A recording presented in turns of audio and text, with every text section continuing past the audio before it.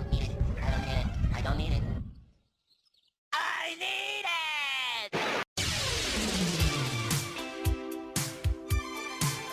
Hi everybody, we have our first GTA 6 leak of 2020. I thought we left this stuff in 2019. And today I'm going to tell you why it is fake. It is a very long, detailed post that's been getting a lot of traction in the media lately, and it's a couple days old, and like I said, I'm here to tell you why it's fake. It comes from a QA tester for RDR2 and Grand Theft Auto 6. Now, what exactly is a QA tester? That is a quality assurance tester. Basically, what this is somebody that's hired by a video game company, or any company for that matter, but we're obviously talking about video games. And in the video game world, what a QA tester would do is play a game and look for game-breaking glitches. Now, you're not going to play the full game. It's not going to be like me turning on the PlayStation or the Xbox right here and playing Grand Theft Auto 5, playing the story and just having a good old dandy time, right? No. Also, one thing I want to know is the legal ramifications of posting something like this. So actually, in the bottom of his post, he says he's not worried about posting this because it's a fake account that he's posting on, but the ramifications for this would be insane. I mean, Take-Two just sued a man for trying to mod Red Dead Redemption for $500,000. If you were going to break an NDA and post things like this, it wouldn't be very hard for Rockstar to track you down, being that you were probably the only QA tester for this certain portion of whatever you were assigned.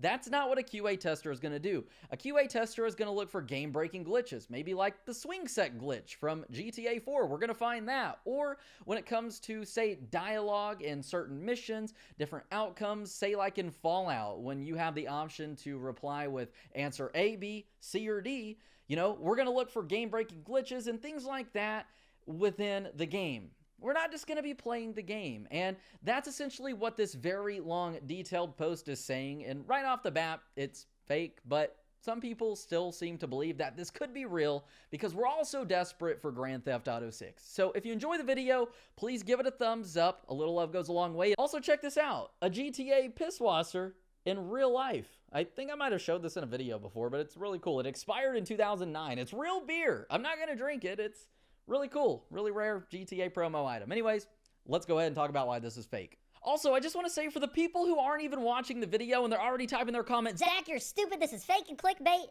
Dude, the reason I'm making this video is to prove that this is fake for those gullible enough to believe it. That way, misinformation is not spread throughout the community. Seems that people are just more interested in leaving a hate comment than actually watching the video. I did QA testing for RDR2 and GTA 6, the latter starting pre-production in 2014, I believe. I was using a PS5 dev kit. The game entered large-scale development sometime around late 2016, during the time frame Rockstar began marketing Red Dead Redemption 2.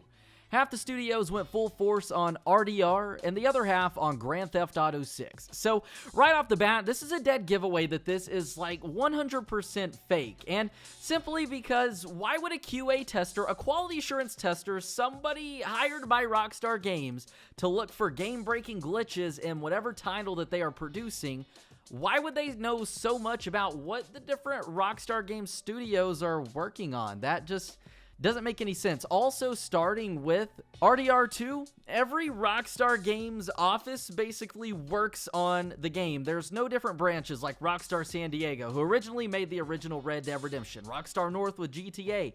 Everybody is just kind of one. So why would this QA tester know so much about that? Also, using a PS5 dev kit, I highly doubt that. There's just so many red flags in that first post alone, or paragraph. So, moving on. Some background first. Red Dead Redemption 2 was a huge project for Rockstar, and apparently a ton of morale was lost.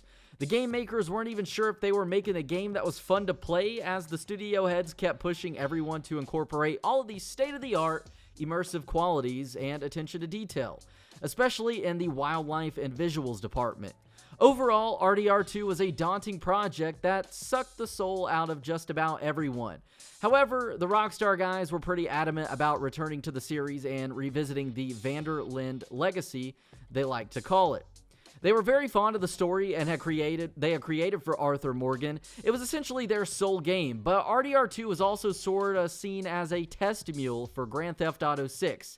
Even though a ton of passion and blood was put into it, and the producers behind it were more than confident in it being a critical success, just off of the brand and hype alone, they ultimately knew a techie game had to be made before GTA 6 just to see where the company's footprint was in the next-gen sphere. That makes me laugh because this is just so full of crap, by the way. So, Rockstar knew GTA 6 wouldn't be feasible on PS4 and Xbox One. If they wanted to pull off a generation-defining GTA title that pushed the bar, they had also had RDR2 on their hands. So, like I said, that's just like a load of crap, as Dr. Phil would say. And what's kind of interesting, though, is he talks about RDR2 being a test mule for GTA 6. I've talked about this recently where I said that table tennis was actually a test mule for Red Dead Redemption and GTA 4 and the Rage game engine that those games are powered on. Max Payne 3 was a test mule for GTA 5 when it comes to certain vehicles,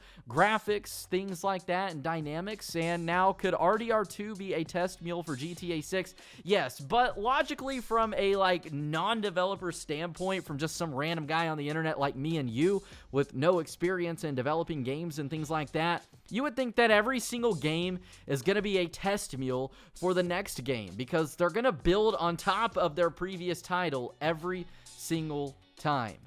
And also, for a QA tester, once again, this person knows way too much about the ins and outs of Rockstar Games than what they were hired for. If Rockstar hires you to be a QA tester, all you are going to do is QA test. That is it. Next up, he tells us that GTA 5 was also kind of seen as their mainline GTA, since it originally came out on the PS3 and Xbox 360's deathbed, but had a ton of staying power even today as we're approaching the 9th generation. I overheard some mates at the studio joking about GTA 5 being a one-man casino for Rockstar. It's an interesting name for GTA 5, by the way.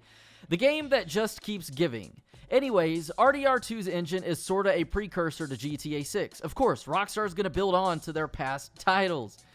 You might have noticed just how amazingly crafted and realistic the volumetric clouds were in RDR2's skybox, despite only ever being able to take to the skies in one mission, the hot air balloon one.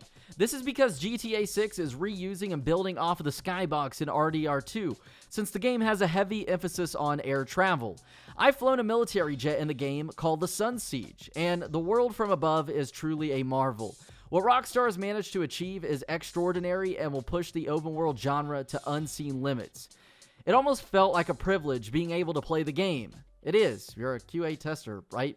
Not everybody can do that.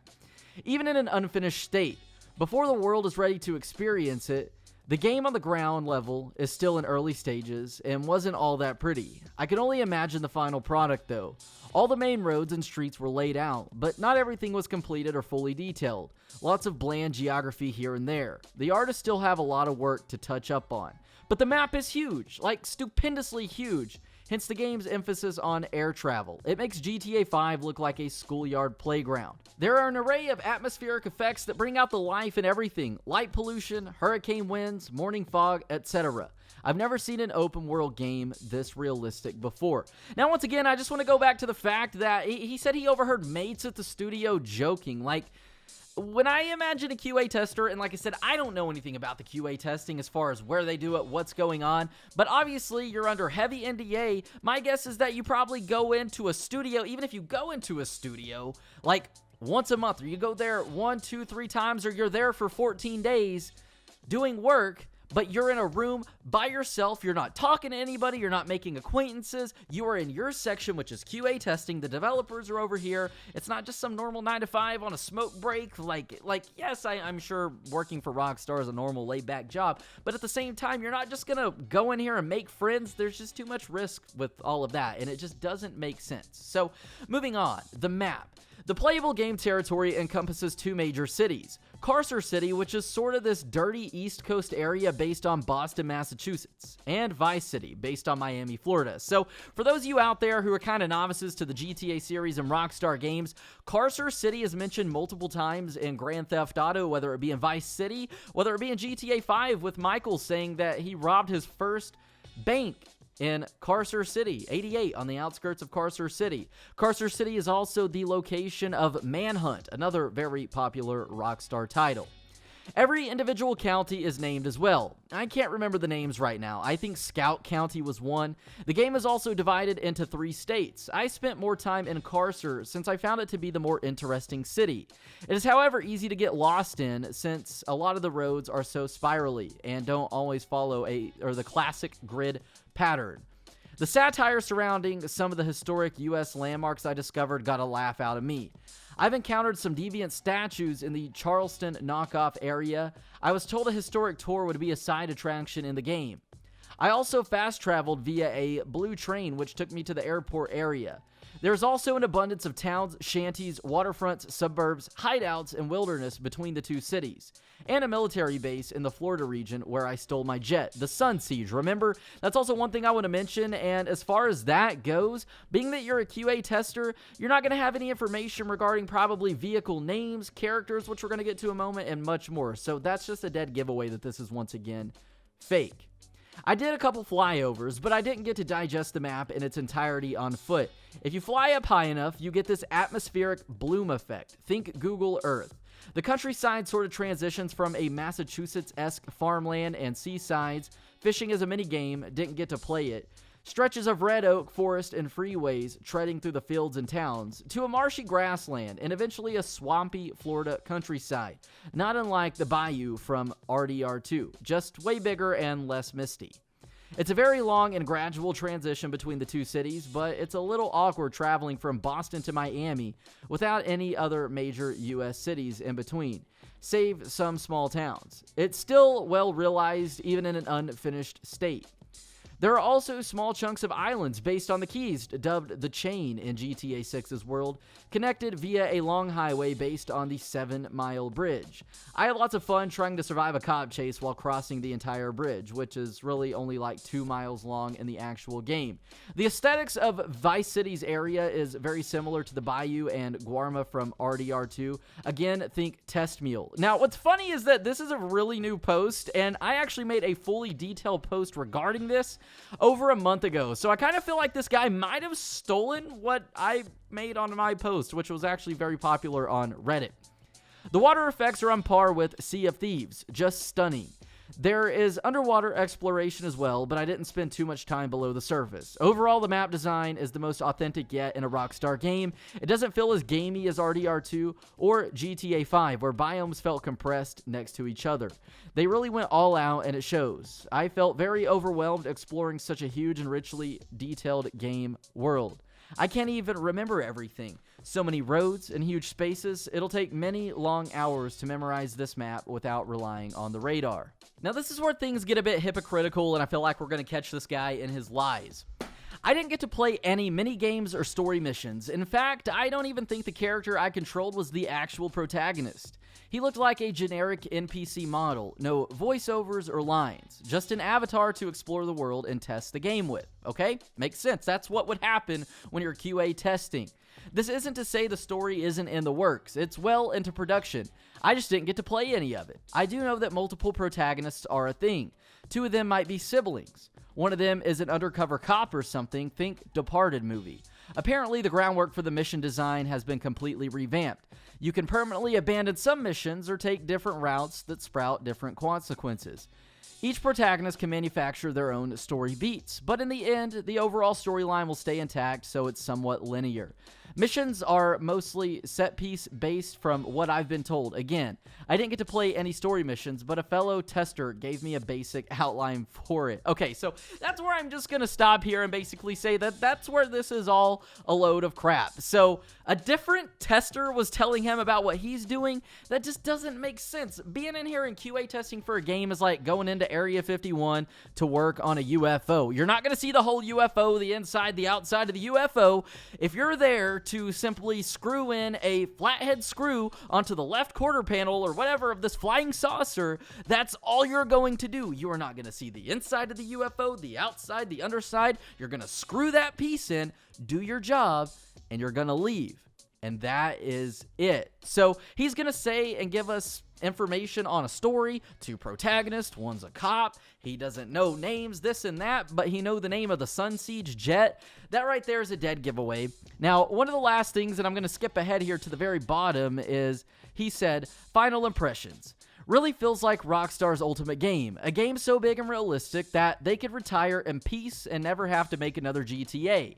Like, are we talking about Michael DeSanta here, or are we talking about Rockstar Games? We're going to see more GTAs for the foreseeable future. It might not be now, it might not be in 10 years, but they're going to keep coming. That's just Rockstar Games. They're not going to retire over a very successful GTA game. I just don't see how they can top this. They went really all out on an open world. I can't wait to see it in its final form when all the detail, polish, and mechanics are complete. The wait is worth it. So, anyways, that is 100% fake. I just pray that not everybody believed this. It was getting a lot of traction in the media, and, well, I just wanted to be the one to say that, come on, y'all, use your heads if you are believing this. Yes, we want GTA 6 to be announced really bad, but this is just all over the place, bouncing around. We got information that no information, all from this post from a QA tester who's here to try and break the game, not have a cop chase on a 2-mile-long bridge. Anyways, hopefully y'all enjoyed the video. If so, give it a thumbs up. A little love goes a long way. I'm Zach Cox. Thank y'all for tuning in. Love you all, and I hope to see ya in the next video.